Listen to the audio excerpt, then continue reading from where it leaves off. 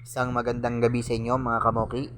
Nandito po tayo ngayon sa may SM San Pablo na kung saan ay susunduin ko yung aking panganay na anak galing Bicol. Yan. Bali sakay po siya ng bus na Raymond na may body number na 8018.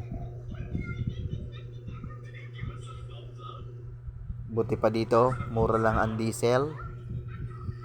Samantalang sa Bae, mahal. Ayan po ang SM. Bali, tatambay po tayo dito sa harap dahil dito po titigil yung bus na sinasakyan. Ayan, nasa may entrance. Yung ating pong dalang tricycle, iniwanan po natin doon sa may gasolinahan. Sa may tabi ng 7-Eleven.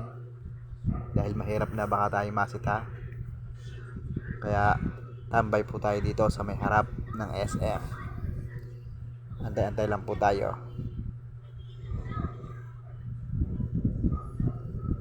Ganyan po, medyo maluwag ang kalsada.